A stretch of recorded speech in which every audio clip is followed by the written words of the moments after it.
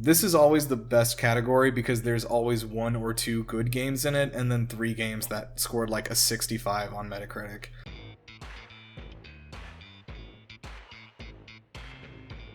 What's up, gamers? It's your boy. It is Nirav, though. Hey, I'm Nirav Gandhi. I'm with GameLuster.com, and I'm here today to talk to you guys a little bit about some of my thoughts on the Game Awards. So, specifically on the nominees for this crop of 2023 games. I'm sure some of you feel like there are some snubs and some slights here and there. There's a few that I feel like are kind of particularly egregious, and I want to start off by saying I actually do love the Game Awards. I am super stoked for it every year. It is genuinely the biggest night for video games every year. I think Keeley does a pretty good job hosting it.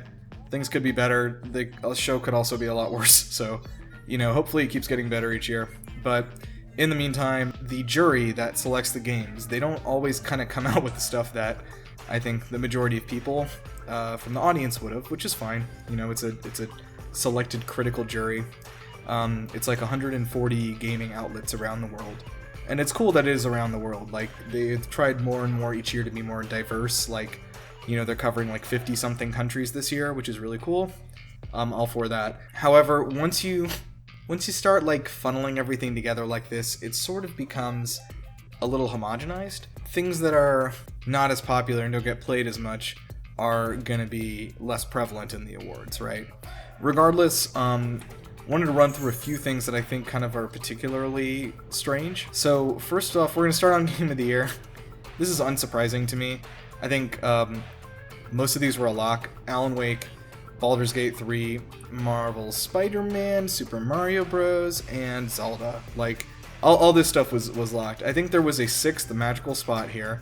We've got Resident Evil 4 sitting in it right now, where it and like Street Fighter 6 and Starfield and Hi-Fi Rush were kind of like floating around nebulously, and like one of them kind of clawed its way out.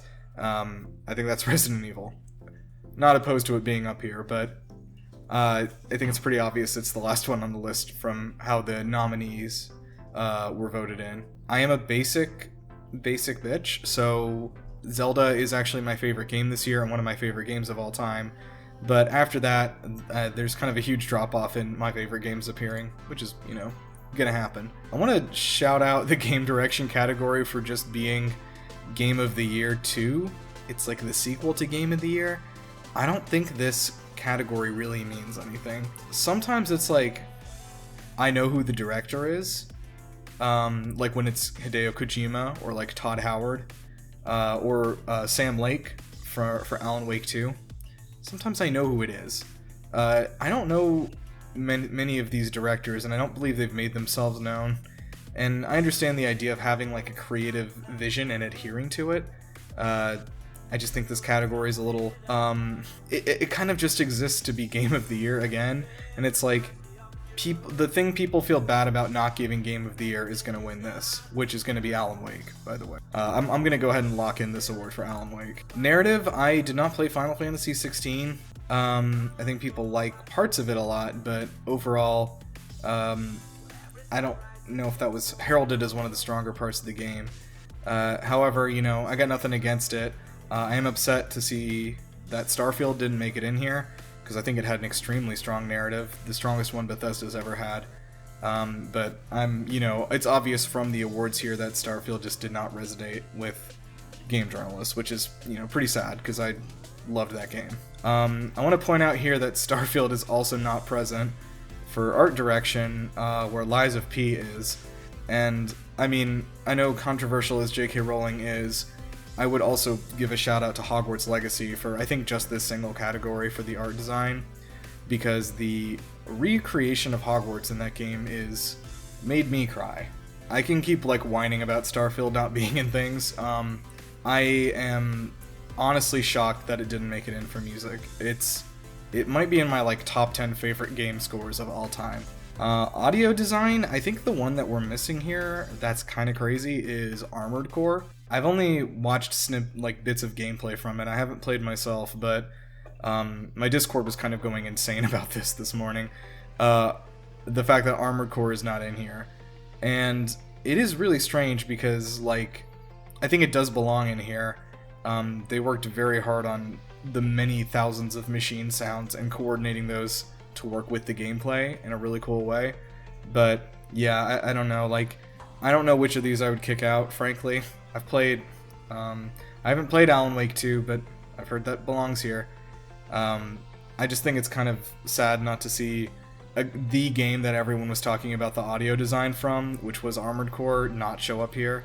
Best performance is kind of the one that, like, got to me the most, so I'm going to say an unpopular opinion here.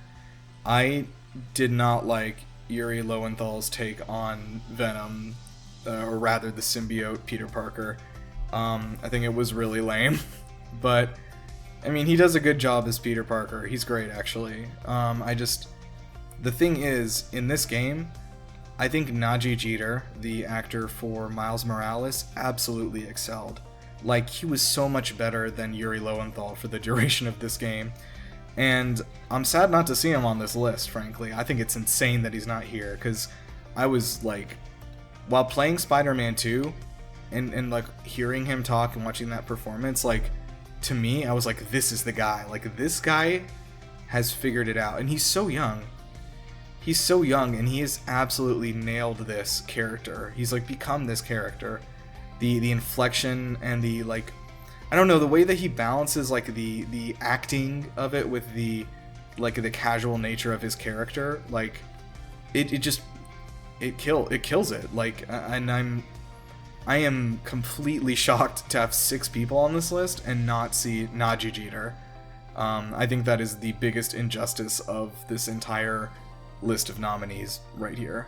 I don't know that I have any, like, straight up issues with this. I am a little bit not happy that Harmony: The Fall of Reverie didn't show up here. I did play that game, and you can see our review for that at our website, GameLuster.com. I played that game earlier this year from Don't Nod Entertainment, the folks who made Life is Strange. That's kind of like the game for Impact. It's a game where you slowly become a god and sort of get gayer and gayer, and then you destroy capitalism at the end. It's like, that is like the game for Impact. So I'm kind of shocked to not see it here, and pretty sad, because I think it deserves some acknowledgement, because it's actually a pretty smartly written story about the, like, machine that is capitalism. However, I know that a lot of these games were, like, they meant a lot to a lot of people. I don't know if I haven't played Chance of Sonar yet. I've heard lots of praise for Goodbye Volcano High and Terra Nil and Space for the Unbound and Venba. These, I'm not mad at this selection. I'm just kind of, I'm surprised Harmony was left out, because I think it was just, like, it's exactly what they're looking for. It's like a very well-written pro-social message. So there's been a bit of a discussion about what constitutes an ongoing game, and, like, a lot of people insisting that Cyberpunk really isn't an ongoing game. I think any game that gets changed over time, even if it is, like, half the time is just, like, fixing the game to work, like, that is an ongoing project. I also would say that this game's received a lot of updates over the last 2 years. It's not just been, like, the 1.5 and then the 2.0 update. Like, they put out updates and actual new features and stuff every few months, and they have been since the game came out. It's not just been like, this was a broken mess, suddenly they fixed it. It's been a slow process. And I would also say that they fixed the game when that 1.5 update came out, like, 2 years ago almost. I feel like people haven't given enough credit to, like, how much work they've done on it since the game was completely fixed, which was a while ago. Especially with the 2.0 update. I've put in, like, only 6 or 7 hours with the new update, but holy crap. Like, you can see and you can feel the difference. This is a video game in the best sense. So I'm not mad at this being here. I feel like it's probably gonna win unless the Genshin Impact people show up again this year. I just want to comment that the funniest award here today is Bungie being nominated for their work on Destiny 2. I don't think I need to say anything else. I think it is well past time to acknowledge that the word indie game isn't short for independent game anymore. I think that the label indie music hasn't been for independent music for a good 10 years now either. And for movies, I mean, it's the same. We've got Dave the Diver here, the source of a lot of anger. If anyone's not familiar, Dave the Diver was made by Mint Rocket. However, that studio is 100% wholly owned by Nexon. You've probably heard of Nexon. They are one of the largest entertainment companies in the world. Mint Rocket is not an independent studio in any way. There's no way to argue that. But it's here. And at this point, I think we've been kind of dragging this along for a while, like, oh, was Stray really an indie game if it was financed by Sony, etc., etc. And I think we've finally come to a place where we have to admit that indie is just an idea. Like, it's clear that we are never going to classify something like Baldur's Gate 3 as an indie game, even though it was made by an independent studio, versus Dave the Diver, which is a pixel art game made by a team of 30 people on a small budget. However, not an independent studio. That's just kind of my 2 cents on the idea. I just don't think that the word indie means what it used to, and I think we kind of just have to move on. Indie is a vibe. It is what it is now. In other news, I just want to give a shout out to Dredge, which is one of the best video games I've ever played. Absolutely a highlight of the year. Please check out Dredge. I'm praying that it wins this, and for the debut game award too. Yeah, I got nothing for this. I hope Terra No wins, because it's a cool game, and it's also a real video game. So the action game category kind of like shook me a little bit this year. I am surprised, and I'm really surprised to see Dead Island 2, and I am surprised to see Ghost Runner 2 as well. There were a lot of other action games this year, and I think a big thing is that I would have put Lies of P here in the action game category. It's also where I would have stuck Wolong Fallen Dynasty, which I think people might have forgotten happened. Oops. I just don't know how we got to a point where we're giving awards to Dead Island 2. And this is not the worst example of this by a long shot. I know people had fun with this game. It's a fun, goofy thing. It's a popcorn kind of thing. Hi-Fi Rush is one of my favorite games of the year. But this is also pretty much the only thing that Armored Core was nominated for, despite being extremely well received, so here we are. I hope it's one of those two, that's all I'll say. Alright, so here's Game of the Year again. So, look, we all know the deal. Like, every single year since the Game Awards started, this is the 10th year, by the way, there's been 2 years total out of those 10 years where the winner wasn't an action-adventure game. Those were for Overwatch and for It Takes Two, and you could still argue It Takes Two is kind of an action-adventure game. This category is always kind of upsetting because it's always 4 or 5 games that are also in the Game of the Year category, and it's like, what are we even doing here? I'm not a huge fan of these genre awards, and actually if you stick around for GameLuster.com, our own awards at the end of the year, the Lusties, we don't do genre awards. We like to do awards for the elements of games that make them great, so as not to end up with this kind of situation. Regardless, I think Zelda takes this, but like, I mean, like, what is the point? Best RPG is the only place you're going to find Starfield on the nominees this year, which is pretty much just a category it cannot possibly win. Baldur's Gate being right over here. I don't know if you noticed it. I did play Baldur's Gate this year. I am a Dungeons & Dragons enthusiast, I guess I would say. I've been DMing for like 8 years. I'm intimately familiar with Dungeons & Dragons. It is a core part of my personality. I like Baldur's Gate 3 a lot. I think it does a good job replicating the concept of the game. I think it does a poor job replicating playing D&D, but I don't think that's the point of the game, so I don't want to hold that against it. It's a fantastic thing. Like, very well written, great characters. I'm really impressed with it. But it really just didn't match up to Starfield for me. You know, that's just me. Other people are looking for different things in RPGs. And I just want to circle out Lies of P here. I don't know why. It is an RPG. In the same way Dark Souls is an RPG. It is. It's an action RPG. I just, like, it would never have crossed my mind to sort Lies of P into the RPG category rather than the action category. And that's just something that happens. It just, if enough people on this voting jury put it in RPG, that's where it shows up. If enough people put it into action, that's where it shows up. So, it's out of our control. It's out of Jeff's control. It's just what happens when you put that many heads together. This is always the best category because there's always 1 or 2 good games in it, and then 3 games that scored like a 65 on Metacritic. Hold on. I'm just gonna pull up God of Rock real quickly. Not super well received. 57 Yeah, not so good. So, we all know that Street Fighter and Mortal Kombat are the two good fighting games this year that might deserve an award. They do deserve an award. The filler stuff is just insane to me. It's like, we're really desperately reaching that far down that we're pulling games with a 57 as like the best of the year. I really don't know what to say to this beyond that they should retire this category or allow for there to only be 2 or 3 entries for it. I was a little surprised to see Disney Illusion Island here, because I just didn't hear anyone talk about it. I think, though, weirdly, of the games here, that this is the game that you would play with your family. I believe the most that parents and kids are playing Disney Illusion Island together.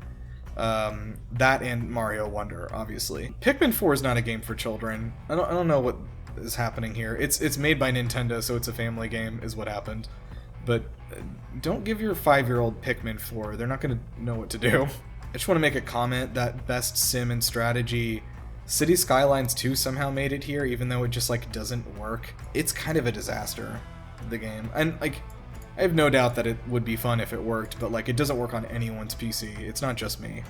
It, like, opening the menus, it runs down to, like, 6 FPS. It's just, we gotta do better, guys. Like, we're just filling out categories with crap now. Pikmin 4 has won this already, so whatever. This one, again, is always funny to me because it's like, we gotta fill this out with something. Is it gonna be Madden? Is it gonna be FIFA? Is it gonna be MLB The Show? And then there's 2 or 3 racing games. And here we are. Like, nobody played the Crew Motorfest. I mean, I'm not objecting to anything being in here. This is the list. You know, I just signed out just for this, but I did vote for Hot Wheels Unleashed 2 Turbocharged, because Hot Wheels are neat. I have no comment except that I voted for Party Animals, because I like this. I like how this crocodile looks. I like his style.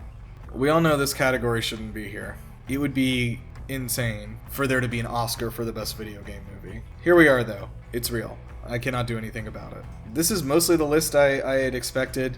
I was kind of thinking that instead of Gran Turismo, Tetris would be in here. I'm realizing that, as I think back, although that movie is fantastic, it is not an adaptation of a video game. It's an adaptation of somebody's life story. So, fair enough not being here. Don't have any issues with this. I think this is The Last of Us. I know the Mario movie was very popular, and I liked it. I don't think it is gonna upstage The Last of Us, which is, in my opinion, like, a little too beloved by game critics as far as the award ceremonies go. This category is a little bit crazy for most anticipated because I'm gonna be straight up. I think this kind of shows that there's, like, not a lot of huge stuff coming next year. Like a Dragon Infinite Wealth is probably my most anticipated game in years. I have completely gone media blackout on it because I know it's going to be a 10 out of 10. I don't need to see a single thing about it. That game's coming out in January. The other big hype one we're waiting for, Final Fantasy VII Rebirth, that's coming out in February. Tekken 8's coming out I think in March next year. Like, Hades 2 is not even going to be out until 2025 because they're doing the whole early access run. I just don't think that we know what's happening with video games past, like, April next year. It is a really weird, nebulous thing. We've got Metroid Prime 4, which is going to be the last game that comes out on Switch next year, whenever that is. Like, I know that dates are nebulous, and it's better to just be like, hey, we're working on it, rather than delaying it 5 times, but it's hard not to be like, did we run out of games? Because 2023 kind of exploded. I don't think we did, I just think we need to see more. The Game Awards is obviously going to show us a lot of what's coming next year. Anyway, that's all the real categories. I have literally no comments on esports. I don't know what esports are. Regardless, that's kind of my thoughts this year on the Game of the Year nominees. This has been an extremely strong year for video games and is definitely in the running for, like, my favorite year of video games ever. It's either this or 2017, kind of battling it out. So I am super happy with all the games we've gotten this year. I've had very few disappointments. I have had some gigantic disappointments in the form of Redfall, but largely almost everything that I've been excited for delivered and even surpassed expectations. I think that happened for a lot of folks this year. I'm really happy to see Stuff like Resident Evil 4 and like Alan Wake 2 is stuff I'll probably never play. It's just not my type of thing, but it sounds like those things really delivered for people this year, and so I'm really happy about that. I think this has been a really cool year, and like I said, we've got our own celebration. If you're unhappy with these Game Award nominees by these nebulous jury of critics, well, the good people at GameLuster, our staff, are putting together our nominees right now for our Lusties Awards. Keep an eye on this channel and GameLuster.com, our website. We have a lot of categories that we, again, focus on the best parts of games. We want to talk about, like, moments in games, boss fights, villains, cool characters you meet, game worlds, stuff like that, So yeah, what did you guys think about the Game Awards nominees this year? Or if you have any responses to my thoughts, drop a comment below. Even if you're mad at me, I guess it's still engagement, still counts. So yeah, dross us a subscription if you want to see more of what we got going on. But until then, I'm Nirav, and keep gaming. I've been doing this for years, I don't have a sign out phrase. Game on, gamers.